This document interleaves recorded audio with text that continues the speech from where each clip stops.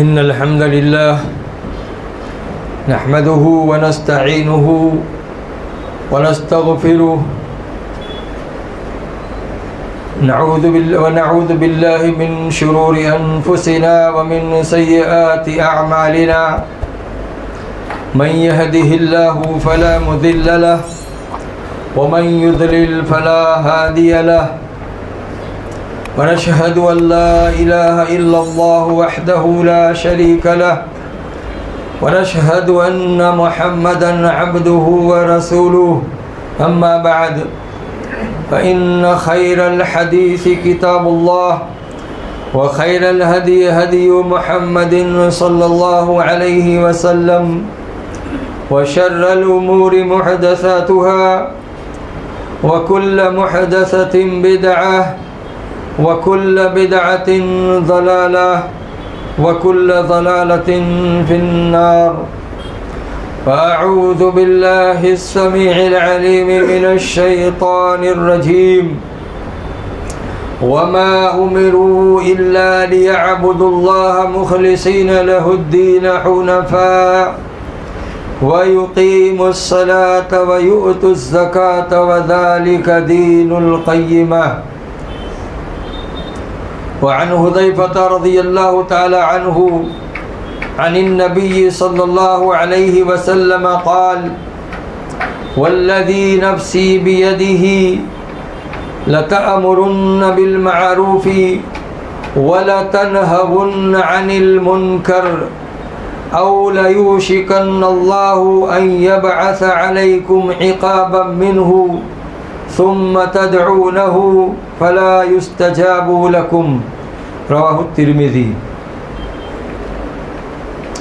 تمام قسم کی تعریف حمد و ثناء اس اللہ رب العالمین کے لیے ہے جس اللہ نے ہمیں رمضان کا یہ مبارک مہینہ، نیکیوں والا مہینہ، رحمتوں، عظمتوں اور بزرگیوں والا مہینہ نصیب فرمایا۔ بزرگی اور بڑائی اسی اللہ رب العالمین کے لیے ہے جو تمام جہانوں کا پیدا کرنے والا، تمام مخلوقات کو رزق پہنچانے والا، آسمانوں، زمین، دریا، پہاڑ، ساری چیزوں کے نظام کو تنے تنہا چلانے والا ہے۔ وہ اللہ جس کا نہ کوئی ساجی ہے نہ شریک ہے، تمام عیبوں سے پاک ہے، وہی حقیقی مالک ہے، وہی حقیقی معبود ہے، اور وہی اللہ رب العالمین تمام تعریفوں کا مستحق ہے۔ بعدہ اس نبی رحمت للعالمین سید المرسلین، سرور کائنات، سید الانبیاء جناب محمد رسول اللہ صلی اللہ علیہ وسلم پر اللہ رب العالمین کی رحمتیں اور برکتیں نازل ہو۔ معزز سامعین کرام، رمضان مہینے کا یہ پہلا جمعہ ہے۔ اللہ تبارک و تعالی ہمیں اس مہینے سے بھرپور فائدہ اٹھانے کی توفیق عطا فرمائے۔ اللہ ہمیں زیادہ سے زیادہ عبادت کرنے کی، ذکر کرنے کی اللہ ہمیں توفیق عطا فرمائے۔ اللہ ہمیں صحت اور تندرستی عطا فرمائے۔ اللہ جو بیمار ہے ان کی بیماریوں کو دور فرمائے۔ معزز سامعین کرام، آپ کے سامنے سورہ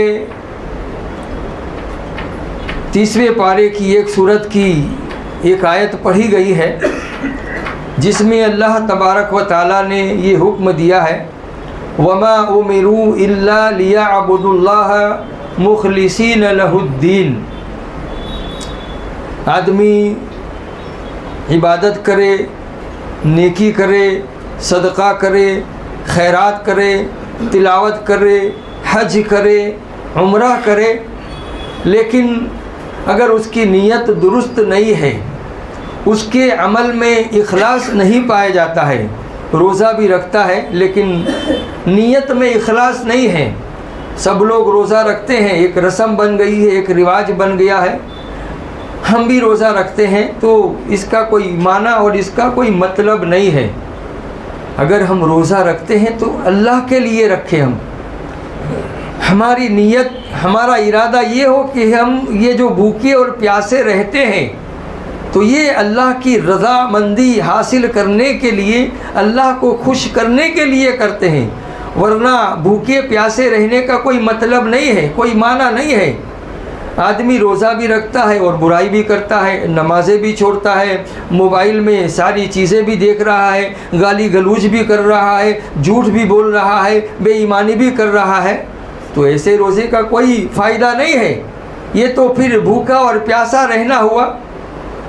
اصل روزہ، صحیح روزہ وہ ہے جیسے کہ میں نے بتایا کہ جس کے اندر اخلاص پایا جاتا ہے، آدمی کی نیت درست ہو، اللہ کو خوش کرنے کے لیے، اللہ کو راضی کرنے کے لیے رکھے وہ روزہ. انشاءاللہ میں ابھی آپ کو بتاؤں گا اس کی اہمیت کے بارے میں. سورہ فاتحہ کی تفسیر میں مفسرین نے واقعہ نقل کیا ہے. اس سے پہلے ہم جو آیت پڑھی گئی اس کا ترجمہ سماعت فرما لیں، جس میں اللہ تعالیٰ فرماتا ہے وَمَا أُمِرُوا إِلَّا لِيَعْبُدُوا اللَّهَ مُخْلِصِينَ لَهُ الدِّينَ. ہم نے ان کو جو حکم دیا کہ وہ صرف اور صرف اللہ کی عبادت کریں. سب سے پہلی بات تو اس میں شرک سے منع کیا گیا ہے. صرف اور صرف اللہ کی عبادت کی جائے، اللہ کے علاوہ کسی کی عبادت نہ کی جائے، نہ کسی سے مانگا جائے، نہ کسی کو پکارا جائے، نہ کسی کو حاجت روا سمجھا جائے. جو کچھ بھی ہے وہ سب اللہ تبارک و تعالی ہی ہے. وَمَا أُمِرُوا إِلَّا لِيَعْبُدُوا اللَّهَ مُخْلِصِينَ لَهُ الدِّينَ حُنَفَاءَ. اس میں شرطیں لگائی جا رہی ہے کہ اپنے ذہن کو، اپنے دماغ کو صرف ایک جہت کرتے ہوئے، توجہ کے ساتھ، دل کی گہرائی کے ساتھ. آدمی نماز بھی پڑھ رہا ہے لیکن اس کا ذہن دوسری طرف ہے، ابھی گاہک آنے والا ہے، اس کو یہ دینا ہے، ابھی بازار جانا ہے. تو نماز میں ہم کو سکون حاصل نہیں ہوگا. نماز میں جو چاشنی ملنی چاہیے، نماز میں جو مٹھاس ملنی چاہیے، روزے میں ہمیں جو برکت حاصل ہونی چاہیے وہ برکت حاصل نہیں ہوگی. اسی لیے اس آیت کے اندر کہا کہ آدمی توجہ کے ساتھ، دل کی گہرائی کے ساتھ اور اللہ کی طرف لو لگاتے ہوئے چاہے وہ کوئی بھی عبادت کرتا ہو تو اس عبادت کی لذت، اس عبادت کا ٹیسٹ اور اس عبادت کا مزہ کچھ اور ہی ہوتا ہے. وَمَا أُمِرُوا إِلَّا لِيَعْبُدُوا اللَّهَ. پھر ساتھ میں دوسری شرط یہ لگائی مخلصین لہ الدین، اس کے لیے دین کو خالص کرتے ہوئے، اخلاص کے ساتھ، للہیت کے ساتھ، رضامندی کے ساتھ وہ عمل کرے. حنفاء وَيُقِيمُ الصَّلَاةَ وَيُؤْتُ الزَّكَاةَ وَذَلِكَ دِينُ الْقَيِّمَةِ. اور وہ نماز قائم کرے اور زکوٰۃ ادا کرے، اور یہی جو ہے وہ دین کو قائم کرنا ہے. گویا اس آیت کریمہ کے اندر آدمی کوئی بھی عمل کرتا ہے تو اس عمل کے لیے اس کے اندر خلوص ہونا چاہیے، للہیت ہونی چاہیے، کوئی دکھاوا نہیں ہونا چاہیے، شہرت حاصل کرنے کا اس کے دل میں جذبہ نہیں ہونا چاہیے. تو اس کا اجر و ثواب بھی انشاءاللہ اللہ تبارک و تعالی اسی طرح سے بڑھا چڑھا کر کے دیتا ہے. سورہ تفسیر میں جو واقعہ نقل کیا گیا ہے اس نیت کے تعلق سے، بہت ہی گہرائی کے ساتھ اس کو سنیے گا اور اس پر غور کیجئے کہ نیت کا آدمی کے عمل پر، اس کے کاروبار پر اور دوسری چیزوں پر کتنا گہرا اثر ہوتا ہے. ایک بادشاہ تھا، اس کو شکار کرنے کا شوق تھا. شکار کرنے کے لیے وہ نکلتا ہے، شکار کرتے کرتے دور چلا جاتا ہے، وہ جنگلات میں، بیابان میں چلا جاتا ہے. وہ جاتے جاتے پھر وہ تھک جاتا ہے، تھکان محسوس ہوتی ہے اس کو. وہاں آرام کرنے کے لیے کوئی جگہ تلاش کرتا ہے. ایک बाड़ी, वहाँ पर खेत नज़र आता है, जहाँ एक झोंपड़ी थी वहाँ जाता है। वो जा कर के वहाँ देखता है तो वहाँ जो दरबान था, बागीचे का जो रखवाला था वो था वहाँ पर। उससे कहा, उसे नहीं मालूम कि ये बादशाह है, वो नहीं जानता है। उसने उस दरबान से कहा कि भाई मैं थका हुआ हूँ, मुसाफिर आदमी हूँ, कुछ मैं आराम करना चाहता हूँ, सुस्ताना चाहता हूँ, थोड़ी देर के लिए मुझे आराम करने दीजिए। कहा कि ठीक है, कोई बात नहीं, सो जाइए, आप आराम कर लीजिए, कोई हरज नहीं। बोला कुछ अगर पीने के लिए हो तो पिला दीजिए, मुझे प्यास लगी है और भूख भी लगी है। वो माली और वो रखवाला जाता है, वो अनार का बागीचा था, दाड़म जिसको बोलते हैं, गुजराती में दाड़म और उर्दू में उसको अनार बोलते हैं, बंगाली में की बोल छे आमी नाई खबर, हमें खबर नहीं छे। मुझे इतनी तो बंगाली नहीं आती है, लेकिन फिर भी यानी बोलता है कि उसको अनार बोलते हैं और दाड़म बोलते हैं। एक झाड़ पर जाता है, दरख्त पर, वहाँ से दाड़म तोड़ करके लाता है वो रखवाला और उसमें से रस निचोड़ता है, रस निकालता है तो बड़ा सा गिलास भर जाता है वो उस रस से। बादशाह वो रस पीता है, इतना टेस्ट वाला था, इतनी मिठास थी उसमें कि पूछो मत, बहुत ही मज़ेदार था। वो पीते जाता है और कहता है कि माशाल्लाह कितना अच्छा है, माशाल्लाह कितना बेहतरीन है। पीने के बाद अब देखिए यहाँ जो असल बात सोचने की है, जब उसने देखा कि इस अनार के अंदर इतना रस निकला, एक अनार में इतना बड़ा गिलास भर गया और उसके अंदर इतनी मिठास है, इतनी लज्जत है, इतना टेस्ट है कि पूछो मत। तो कहता है उसकी नीयत में बिगाड़ पैदा होता है, उसके दिल में ख़राबी पैदा होती है कि ये लोग यहाँ जंगलों में रह कर के इतना अच्छा अच्छा खाना खाते हैं और इतनी मज़ेदार चीज़ें इनको हासिल होती है और हमको नहीं मिलती है। इस बाग पर जो है कब्ज़ा कर लेना चाहिए, इस बाग को, इस बगीचे को, दाड़म के बगीचे को हमारे कब्जे में कर लेना चाहिए। फिर उसके बाद उसने आराम कर लिया, उसकी थकान ख़त्म हो गई। अब फिर वापस जाने का इरादा किया उसने, तो जाते जाते उसने कहा कि भाई तुमने जो अनार का रस पिलाया था बहुत ही अच्छा था, जाते जाते एक बार और पिला दीजिए मुझे, बहुत टेस्ट वाला था, बहुत मिठास वाला था। वो बाग वाला जो है जाता है, रखवाला दाड़म दूसरा तोड़ करके लाता है, उसमें से रस निकलता है तो रस इतना ज़्यादा नहीं निकलता है, थोड़ा सा रस निकलता है, उसको पीने के लिए देता है। तो वो जब पीने लगता है तो जो पहले उसमें मिठास थी, जो पहले उसमें टेस्ट था, वो टेस्ट भी उसमें नहीं था। बादशाह उस रखवाले से कहता है कि पहले तुमने जो अनार ला के दिया था वो बड़ा टेस्ट वाला था, बड़ा मज़ेदार था और उसमें से रस भी ज़्यादा निकला था, और तुम ये जो दूसरा अनार लेके आए हो, न उसमें मिठास है, न टेस्ट है, न इसमें रस ज़्यादा निकला है। वो रखवाला कहता है कि भाई मैंने जिस दरख्त से अनार को तोड़ा था उसी दरख्त से मैं अनार तोड़ करके लाया हूँ, बल्कि मैंने जिस डाली से मैंने अनार को तोड़ा था वो डाली भी मैंने नहीं बदली है, वहीं से तोड़ करके मैं लाया हूँ। तो वो कहता है कि फिर क्यों इतनी तब्दीली आ गई?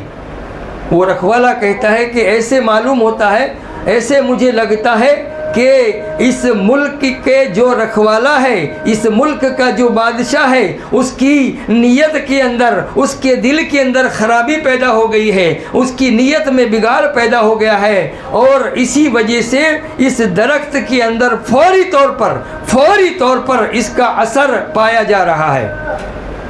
बादशाह सोचता है कि अभी तो मैंने इसको कब्जे में नहीं किया है, मैंने इसको दबाया नहीं है, मैंने इसको लिया नहीं है, मैंने सिर्फ दिल में इरादा किया है, मैंने सिर्फ दिल में नीयत की है। मेरे नीयत करने से, मेरे इरादा करने से इस फल पर, इस बाग पर इतना बुरा असर पड़ सकता है, तो ये कितनी भयानक बात होगी, कितनी बड़ी बात होगी, कितनी ख़तरनाक बात होगी। बादशाह उसी वक्त अपने इरादे को बदल देता है, अपनी नीयत को बदल देता है और कहता है कि भाई ये तुम्हारा बाग और तुम्हारा बागीचा सलामत रहे, तुम हमेशा इससे मौज मज़ा करते रहो, इसके फल खाते रहो। कहने का मतलब मेरे भाइयों, नौजवान दोस्तों, बुज़ुर्गों और साथियों, ये है कि अमल के ऊपर नीयत का बहुत बड़ा दारो मदार है। آدمی اگر صدقہ اور خیرات بھی کرتا ہے لیکن اس کا نیت شہرت کمانے کی ہے تو ایسے صدقہ خیرات کرنے سے، اللہ کی راہ میں خرچ کرنے سے فائدہ نہیں حاصل ہونے والا ہے۔ اس لیے ہم نماز پڑھے، روزہ رکھے، تلاوت کرے، جو بھی کرے تو ہم اللہ کے واسطے کرنے کی نیت ہمارے دل میں رکھے اور ہماری کوئی غرض اور کوئی مقصد نہیں ہونا چاہیے۔ اس برکت والے مہینے میں جب اللہ تعالیٰ نے ہمیں صحت اور تندرستی عطا فرمائی ہے، اللہ نے ہمیں نوازا ہے، تو ہم اس کے لیے عبادت کے لیے وقت نکالے، قرآن مجید کی تلاوت کرے، اللہ کا ذکر کرے اور الحمدللہ تراویح کی نماز پڑھے۔ دوسری ایک بات میں آپ کو یہاں بتاتا چلوں کہ حضرت ابو ہریرہ رضی اللہ تعالیٰ عنہ کی حدیث ہم بارہا ہر رمضان میں ہر جگہ پر بہت مرتبہ ہم نے سنا ہوگا کہ من صام رمضان ایمانا و احتسابا غفر له ما تقدم من ذنبه ومن قام رمضان ایمانا و احتسابا غفر له ما تقدم من ذنبه۔ یہاں اس حدیث پر بھی آپ غور کریں گے اور اس کے بارے میں بھی سوچیں گے تو وہی بات یہاں بھی آتی ہے جو میں نے ابھی آپ کو نیت کے بارے میں بتائی۔ یہاں بھی گناہوں کی مغفرت کے لیے شرط لگائی گئی ہے۔ اگر اتنا کہہ دیا جاتا کہ من صام رمضان غفر له ما تقدم من ذنبی تو کیا ہوتا؟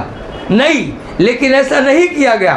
یہاں کہا گیا ساتھ میں کہ من صام رمضان ایمانا و احتسابا، ایمان کے ساتھ اور اجر و ثواب کی نیت سے اگر کوئی روزہ رکھتا ہے تو اللہ تعالیٰ اس کے گناہوں کو معاف کر دے گا۔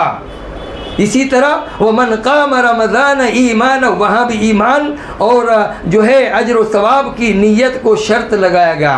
ومن قام رمضان ایمانا و احتسابا غفر له ما تقدم من ذنبه، جس نے قیام اللیل کیا، تراویح پڑھی، تہجد پڑھی ایمان کے ساتھ اور اللہ تعالیٰ سے اجر کی امید رکھتے ہوئے تو اللہ تعالیٰ اس کے گناہوں کو معاف کر دے گا۔ ایسے ہی کھڑے ہونے کے لیے اور دکھاوے کے لیے اگر ہم نماز پڑھتے ہیں، تراویح پڑھتے ہیں، تہجد پڑھتے ہیں تو بھی یہ ہمارے لیے فائدہ مند نہیں ہوگا۔ دنیا کی ساری چیزیں فنا ہونے والی ہیں، باقی رہنے والی ذات اللہ کی ہے، اور ہمیں آخرت میں اگر کوئی چیز کام آنے والی ہے تو وہ ہمارے اعمال ہوں گے۔ روپیہ، پیسہ، ڈالر، پاؤنڈ، ین، دینار، درہم، جو بھی ہے، کوئی چیز چلنے والی آخرت میں نہیں ہے۔ ابھی موجودہ حالات کی ہی ہم بات کریں تو گورنمنٹ نے 500 روپے کا نوٹ مہر لگا دی، حکم جاری کر دیا 1000 کے نوٹ پہ، 500 کے نوٹ پہ کہ یہ نوٹ نہیں چلے گا، ختم ہو گیا وہ۔ آج وہ کاغذ کا ٹکڑا بلکہ اس سے بھی ہلکی اس کی ویلیو ہے، اس کی اہمیت ہے۔ 500 کا پرانا نوٹ یا 1000 کا نوٹ کوئی اس کی طرف دیکھنے کے لیے بھی تیار نہیں ہے۔ اسی طرح سے آدمی کی روح جب اس سے نکل گئی اس کے جسم میں سے تو اس کا معاملہ ختم ہو جائے گا۔ پھر اس کا روپیہ، پیسہ، سونا، چاندی، مکان، دکان، گاڑی، بنگلہ، کوئی حیثیت نہیں ہوگی اس کی۔ وہ ساری چیزیں برباد ہے، وہ ہیچ ہے، اس کی کوئی قدر و قیمت نہیں ہے۔ اس کے لیے اگر کوئی چیز قدر و قیمت رکھتی ہے، اس کو کوئی چیز اگر فائدہ دے گی تو وہ اس کے اعمال ہوں گے، اس کی نیکیاں ہوگی، ورنہ دوسری ساری چیزیں بیکار ہے، اس کا کوئی مطلب نہیں ہے۔ اس کے جو ہے وارثین اور اس کے لڑکے اور اس کے سارے جو رشتہ دار ہیں ان تمام چیزوں کو کھائیں گے، اس کو وہی فائدہ ہوگا جو اپنے لیے اس نے آگے بھیجا ہے۔ اس لیے آدمی کو دنیا کی لالچ نہیں کرنا چاہیے، اپنے ایمان کا جو ہے اس پہ قائم اور ثابت قدمی رہنی چاہیے۔ مال دولت حاصل کرنے سے اللہ تعالیٰ نے منع نہیں کیا ہے، کاروبار کرنے سے اسلام میں کوئی منع نہیں کیا گیا ہے، گھومنے پھرنے کی کوئی پابندی نہیں ہے، کھانے پینے سے جو حرام چیزوں کے علاوہ حلال چیزوں کو کھانے کے لیے بھی الحمدللہ ہمیں کوئی ایسی منائی نہیں ہے۔ آدمی جیسے کہے، جتنا کھائے، جو بھی اچھا کھانا کھانا چاہتا ہے وہ کھا سکتا ہے۔ تو اس کی کوئی پابندی نہیں ہے، لیکن آدمی کو چاہیے کہ وہ اسلام کے دائرے میں رہ کر اپنے ایمان پر ثابت قدم رہتے ہوئے ان ساری چیزوں کو کرنا چاہیے۔ آدمی کا ایمان کبھی بھی ڈگمگانا نہیں چاہیے، چاہے بڑی سے بڑی مصیبت آئے، چاہے بڑی سے بڑی پریشانی آئے، پھر بھی انسان کو اپنے ایمان کا سودا نہیں کرنا چاہیے۔ آج آدمی معمولی چیز پر اپنے ایمان کو بیچ دیتا ہے، اپنے ایمان کا سودا کر دیتا ہے، بے ایمانی کرتا ہے، جھوٹ بولتا ہے، مکاری کرتا ہے۔ حضرت عبداللہ بن حذافہ رضی اللہ تعالیٰ عنہ کا وہ واقعہ مجھے یاد آتا ہے، حضرت عمر رضی اللہ تعالیٰ عنہ کے دور کا، جب حضرت عمر رضی اللہ تعالیٰ عنہ نے حضرت عبداللہ بن حذافہ رضی اللہ تعالیٰ عنہ اور ان کے ساتھیوں کو روم کے بادشاہ کی طرف اسلام کی دعوت دینے کے لیے بھیجا۔ یہاں ایک بات اور ہمیں یاد رکھنا ہے کہ صرف ہمارے عمل کرنے پر اسلام کا دار و مدار نہیں ہوگا، ہمارے اکیلے کے اسلام پر چلنے اور عمل کرنا یہ ہمارے لیے کافی نہیں ہوگا۔ اگر اللہ تعالیٰ نے ہمیں توفیق عطا کی ہے، اللہ تعالیٰ نے ہمیں سمجھ بوجھ دی ہے، علم سے اللہ نے نوازا ہے، تو دوسروں تک ہمیں اس دین کو پہنچانا چاہیے۔ یہ ہماری ذمہ داری ہے، ہمارا فرض ہے۔ ہم خود کھاتے رہے اور دوسروں کو نہیں کھلائے، ہم دین پر چلے اور دوسروں کو دین کی دعوت نہیں دے، تو یہ بہت بڑی خرابی ہوگی اور بہت بڑا ظلم ہوگا۔ یہ حضرت ابھی جو آپ کے سامنے حدیث پڑھی گئی، حضرت حذیفہ رضی اللہ تعالیٰ عنہ کی، جناب محمد رسول اللہ صلی اللہ علیہ وسلم سے نقل کرتے ہیں کہ اللہ کے نبی صلی اللہ علیہ وسلم نے فرمایا، پھر میں کہہ رہا ہوں کہ اگر اللہ تعالیٰ نے ہمیں توفیق دی ہے تو اس دین کی دولت کو ہمیں دوسروں تک پہنچانا ہوگا، دوسروں کو سمجھانا ہوگا، نماز پڑھنے کے لیے بلانا ہوگا، روزہ رکھنے کے لیے اگر نہیں رکھتا ہے، ہمارے گھر میں ہمارا دوست کوئی ہے تو اسے ہمیں سمجھانا چاہیے اور اس کو دین کی دعوت دینا چاہیے۔ یہ ہمارا بہت ہی اہم فریضہ ہے۔ آج ہم اگر یہ شکوہ اور شکایت کریں کہ ہماری دعا قبول نہیں ہوتی ہے، ہم گڑ گڑاتے ہیں، روتے ہیں، عاجزی کرتے ہیں، لیکن ہماری دعا قبول نہیں ہوتی ہے، تو دعا کے قبول نہیں ہونے کے پیچھے کیا پس منظر ہے، اس کا کیا وجہ ہے، کیا سبب ہے، وہ بھی ہمیں معلوم کرنا چاہیے۔ کہیں ہمارے پیٹ میں حرام کا لقمہ تو نہیں جا رہا ہے، کہیں ہمارے پیٹ میں سود کا کھانا تو نہیں جا رہا ہے، یا ہم کوئی دوسرا ایسا عمل نہیں کر رہے ہیں کہ جس کی وجہ سے ہماری دعا کے درمیان وہ دیوار بن جاتا ہو، رکاوٹ بن جاتا ہو، اور ہمارے عاجزی کرنے، رونے دھونے اور سب کچھ کرنے کے باوجود بھی ہماری دعا قبول نہیں ہوتی ہے۔ اس حدیث میں وہی چیز بتائی جا رہی ہے، اور اللہ کے نبی محمد الرسول اللہ صلی اللہ علیہ وسلم قسم کھا کے کہتے ہیں، قسم کھا کے کہتے ہیں، والذی نفسی بیدہ، اس ذات کی قسم جس کے قبضے میں میری جان ہے،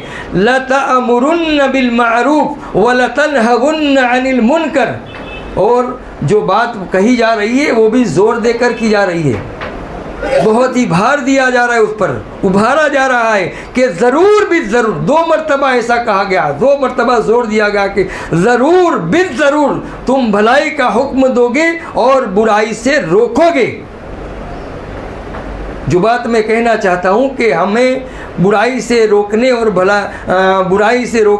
بھلائی کا حکم دینے کی جو ہماری ذمہ داری ہے، اس کو بخوبی نبھانا چاہیے، اس کو ہمیں ادا کرنا چاہیے، ورنہ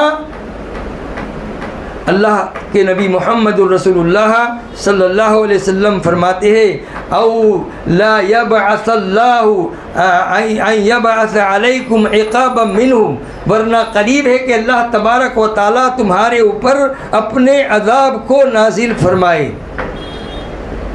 عذاب کسی بھی طرح کا ہو سکتا ہے، کورونا کی شکل کا ہے، ظالموں کے ظلم کے ذریعے بھی ہو سکتا ہے، مہنگائی کے بڑھنے سے بھی ہو سکتا ہے، بہت ساری قسمیں ہیں، یہ سب جو ہے اللہ کے عذاب کے اندر شامل ہوگی۔ اور ساتھ ہی اللہ تعالیٰ یہ بھی کہتا ہے، یہ تو کہا کہ ممکن ہے، قریب ہے کہ اللہ تعالیٰ تمہارے اوپر اپنے عذاب کو نازل فرمائے. ثم تدعونہ، پھر تم اللہ سے دعا مانگو. فلا یستجاب لکم، لیکن پھر اس وقت تمہاری دعا قبول نہیں کی جائے گی. اگر تم بھلائی کا حکم نہیں دیتے ہو اور برائی سے نہیں روکتے ہو تو اللہ تعالیٰ تمہاری دعا کو قبول نہیں فرماتا ہے. دعا کی قبولیت کے روکنے کا ایک ذریعہ اور ایک سبب یہ بھی ہے کہ آدمی بھلائی کا حکم دینا چھوڑ دے اور برائی سے روکنا چھوڑ دے.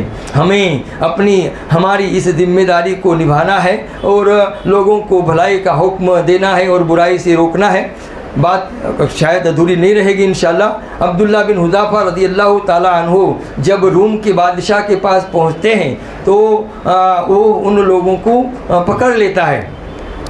یہ دعوت دیتے ہیں عبداللہ بن حذافہ رضی اللہ تعالیٰ عنہ سہمی کہ ہم اسلام کی آپ کو دعوت دیتے ہیں. یہاں دیکھیے کہ اللہ تعالیٰ نے کیسا ایمان عطا فرمایا تھا. اللہ ہمیں ایسا ایمان عطا فرمائے.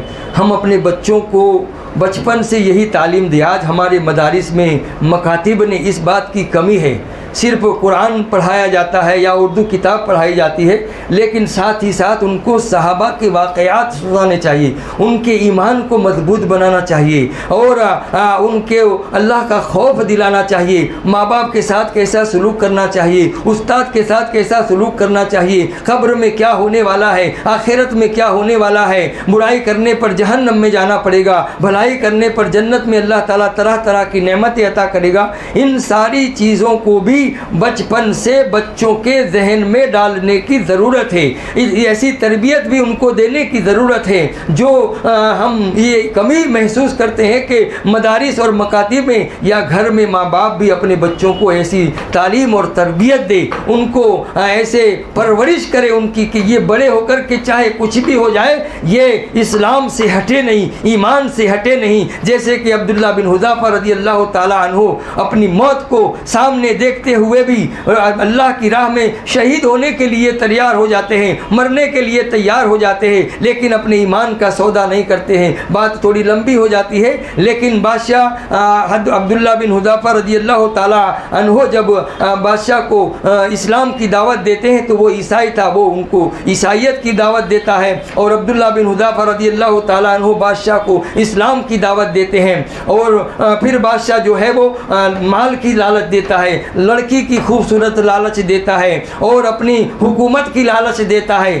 لیکن عبداللہ بن حذافہ رضی اللہ تعالیٰ عنہ کے نزدیک اگر کسی چیز کی قیمت تھی تو وہ ایمان کی، اور ان کے نزدیک مال و دولت کی کوئی قیمت نہیں تھی، روپیے پیسے کی کوئی قیمت نہیں تھی، عورت کی کوئی قیمت نہیں تھی، مکان دکان کی اور زمین جائیداد کی کوئی ویلیو ان کے نزدیک نہیں تھی. ان کے دل میں اگر کوئی چیز تھی تو ایمان تھا. جب آخرکار نہیں مانے تو اس بادشاہ نے ایک آدمی بڑا تانبے کا دیگ منگوایا اور اس کے نیچے آگ جلائی، بہت بھڑکائی آگ کو، اور اس کے اندر تیل ڈالا گیا. جب تیل کھولنے لگا اور اس کے اندر سے بھاپ نکلنے لگی تو ایک آدمی کو بلا کر کے اس دیگ کے اندر ڈال دیا گیا.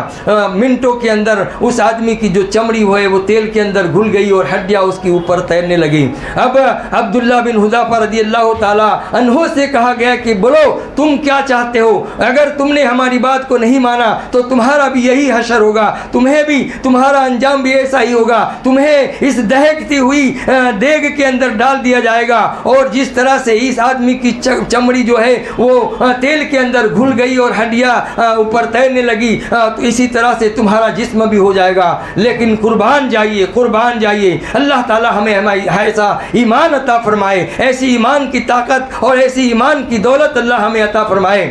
جب عبداللہ بن حذافہ رضی اللہ تعالی عنہ کو دیگ میں ڈالنے کے لیے لے جانے لگے تو عبداللہ بن حذافہ رضی اللہ تعالی عنہ رونے لگے. ان کی آنکھوں سے آنسو جاری ہو گئے، رونے لگے.